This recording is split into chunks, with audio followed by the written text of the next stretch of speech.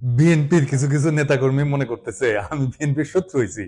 আমি বিএনপির political opponent, আমি কখনো বিএনপি করি নাই। আমারে হাসিনার লোকজন বিএনপি কইতো, আর কইতো আমি তারেক রহমানের ট্যাগা খাইয়া হাসিনার বিরুদ্ধে বলি। ভাগ্যের কি নির্মম পরিহাস, আজ বিএনপির লোকেরা বলে আমি জামাতের ট্যাগা খাইয়া বিএনপির বিরুদ্ধে বলি।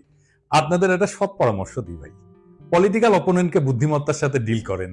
রাজনীতি করতে আসছেন, আপনার অপোজিশন থাকবে, আমার লোকের তেদরামি করতে আসেন না ভাইজান। আমি অনেক দরদ নিয়ে ক্রিটিক করি আপনাদের দলের। এটা যদি সহ্য না হয়, আওয়ামী লীগরা যেভাবে ট্রিট করতাম সেভাবে যদি ট্রিট করতে বাধ্য হইতে হয়, তাতে আপনাদেরই ক্ষতি। আপনাদের যে ফাজলামি দেখি তাতে আমার কোনো ছেড়ে যাবে না, আপনার বাচ্চারা ক্ষমতাও নাই। যাই হোক, অনেকে বলে বিএনপির পিছে কেন লাগিছি, উত্তরটা আগে বলছি, আর একটু খুলে বলি। এটা রাজনৈতিক, দার্শনিক, ভূ রাজনৈতিক বিষয় আছে এটার সাথে। আসেন এটা আমরা খুঁজে দেখি, কয়টা প্রশ্ন করি, দেখি এই প্রশ্নগুলো আপনাদের মনে আসছে কিনা কখনো। বাংলাদেশে মুজিবকে কেন স্বৈরশাসক হইয়া উঠতে হয়েছিল? অত্যন্ত জনপ্রিয় নেতা ছিল কিন্তু মুজিব, তারপরেও স্বৈরশাসক হইয়া উঠতে হয়েছিল কেন?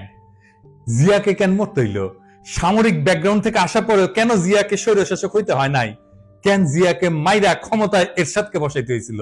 কেন এরশাদকে স্বৈরশাসক হইতে হয়েছে?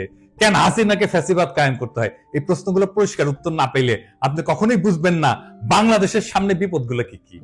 আপনি বুঝবেন না বিএনপি যায় না হোক আর না যায় না হোক, দেশকে কোন গাড্ডায় নিয়ে যাইতেছে, এবং কেন বিএনপির বিরোধিতা করাটা আপনার জন্য ফরজা কিফায়া।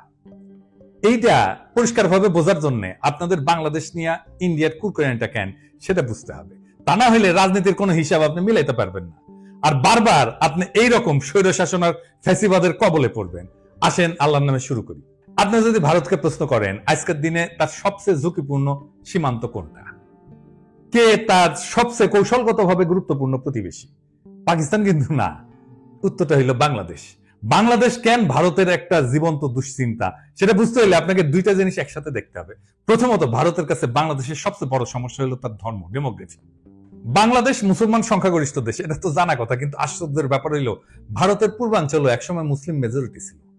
আসাম থেকে শুরু করে নাগাল্যান্ড পর্যন্ত পুরানো ক্যাবিনেট মিশন প্ল্যানে পূর্ব ভারত বরাবর মুসলিম সংখ্যাগরিষ্ঠ অঞ্চল হিসেবে বিবেচিত হয়েছিল। ক্যাবিনেট মিশন প্ল্যান কি? আসেন এটা একটু খুঁজে দেখি। ক্যাবিনেট মিশন প্ল্যান হচ্ছে 1946 সালে ব্রিটিশ সরকার প্রস্তাবিত একটা সাংবিধানিক পরিকল্পনা, যা ভারত উপমহাদেশের রাজনৈতিক ভবিষ্যৎ নির্ধারণের জন্য গৃহীত হয়। এই পরিকল্পনার মূল উদ্দেশ্য ছিল ভারতকে একটা ফেডারেল কাঠামোর অধীনে ঐক্যবদ্ধ রাখা, যেখানে প্রদেশগুলা ধর্মীয় সংখ্যাগরিষ্ঠতার ভিত্তিতে তিনটা গ্রুপে বিভক্ত করা হয়েছিল। গ্রুপে ছিল হিন্দু সংখ্যাগরিষ্ঠ প্রদেশগুলা, যেমন ধরেন মাদ্রাজ, বোম্বে, ইউনাইটেড প্রভিন্স, মানে বর্তমানে যেটা উত্তরপ্রদেশ, বিহার, সেন্ট্রাল প্রভিন্স ইত্যাদি। 2 নম্বর গ্রুপ হচ্ছে মুসলিম সংখ্যাগরিষ্ঠ পশ্চিমাঞ্চলীয় প্রদেশসমূহ, যেটা নিয়ে আসলে পশ্চিম পাকিস্তান হয়েছে, যেমন পাঞ্জাব, সিন্ধ, বেলুচিস্তান, উত্তর পশ্চিম সীমান্ত প্রদেশ ইত্যাদি। আর 3 নম্বর গ্রুপ হচ্ছে যেটা বাংলাদেশ হয়েছে আজকে, মুসলিম সংখ্যাগরিষ্ঠ পূর্বাঞ্চলীয় দেশ, যেমন বাংলা, আসাম। আসামের মধ্যে হাতছাড়া হয়ে গেছে। ম্যাপে যে সাদা সাদা অংশগুলো দেখতেছেন না, ওইগুলো বলা হইতো প্রিন্সলি স্টেট, মানে রাজা ছিল। এটা দেখায় দেন, সেই রাজ্যগুলোতে সবগুলো কিন্তু ইন্ডিয়া পরে খেয়ে ফেলিছে। আজকের দিনেও পশ্চিমবঙ্গের সরকার হিসেবে 27% মুসলমান জনগোষ্ঠী, আসামে সেটা 34%-এরও বেশি। বিজেপির রাজনীতিতে যে এনআরসি দেখেন না, তারপরে সিএ দেখেন, এগুলো মূলত বাংলাদেশের মুসলিমদের নিয়ে। মুখে বলা হয় পাকিস্তানি বা আফগানদের কথা, কিন্তু ভিতরে ভিতরে ভয়টা এলো বাংলাদেশের 17 কোটি মুসলমানদের কয়েক শতাংশ যদি চলাচল শুরু করে বর্ডার ক্রস করে, তাহলে গোটা অঞ্চলটার ডেমোগ্রাফি বদলায় যাবে। এই ভয় থেকে সিএ, এনআরসি আসামে শুরু হয়, পরে ছড়ায় পরে গোটা ভারতে। সে মনে করে বাংলাদেশের মুসলমানরা ভারতে ঢুকায় এই অঞ্চলগুলোকে যদি মুসলমান প্রধান বানায় ফেলে, তাহলে তো সেই রাজ্যগুলোকে রাখতে পারবে না তারা।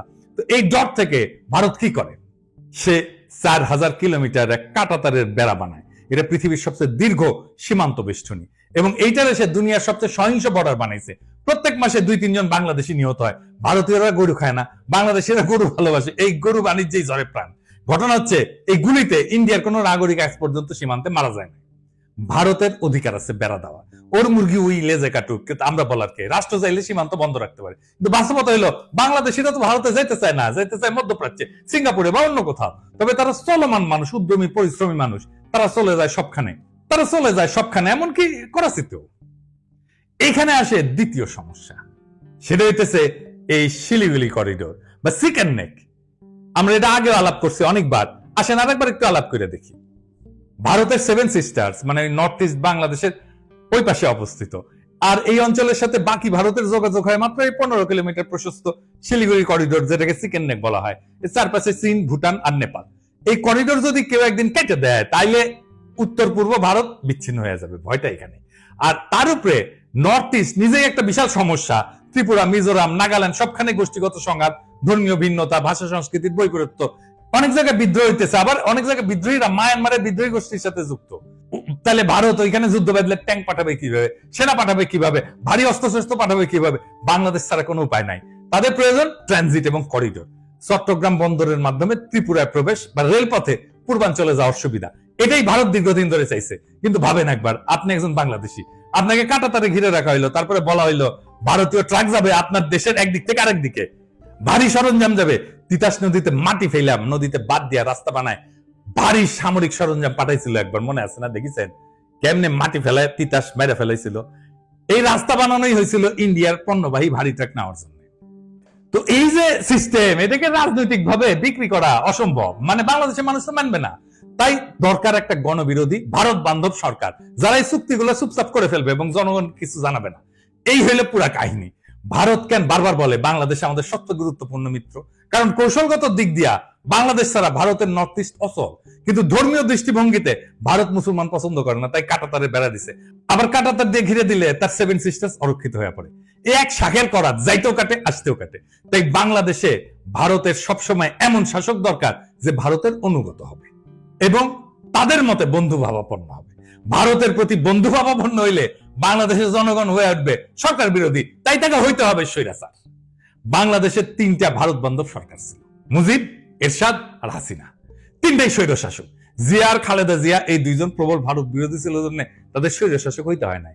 একজনকে মরতে হয়েছে, আর একজনকে বিষ প্রয়োগে হত্যার চেষ্টা করা হয়েছে। আমি প্রমাণ সহ এপিসোড করেছিলাম, খালেদা জিয়াকে বিষ প্রয়োগ করা হইতেছে, দেখে নিয়েন যদি দেখে না থাকে। তাইলে এই যে মির্জা ফখরুল যে বলে ভারত বন্ধু দেশ, এটা শুনেন কি বলে। ভারত আমাদের প্রতিবেশী, সবচেয়ে বড় প্রতিবেশী, আমাদের বন্ধু। আমাদের যুদ্ধের সময় 1971 যুদ্ধের সময় আমাদের সহযোগিতা করেছিল। আমরা ভারতের কাছে সবসময় প্রত্যাশা করি যে ভারত বাংলাদেশের মানুষের পাশে দাঁড়াবে। শুনেছেন তো? আর এই যে আমরা যে অভিযোগ করি যে বিএনপির সাথে ইন্ডিয়া সিস্টেম করেছে, এই সিস্টেম যদি করে থাকে তাইলে তো বিএনপি স্বৈরাচার হয়ে উঠবে। বাংলাদেশের স্বৈরাচার হয়ে ওঠার সব শাসক ধ্বংস হয়েছে। বিএনপির নেতা কর্মীদের বলতেছি, আপনারা কি চান বিএনপি ধ্বংস হয়ে যাক? আমরা রাতারাতি বিএনপির মতো একটা দল তৈরি করতে পারবো, তাইলে ক্ষতি কার হবে? বিএনপির হবে নাকি বাংলাদেশের হবে? আজকের এপিসোড দেখার পরেও যদি আমাদের বিএনপি শত্রু বলে মনে হয়, তাহলে কিছু বলার নাই। নিজের ঘর নিজে মারতে চাইলে কেউ তারা ঠেকাইতে পারবে না।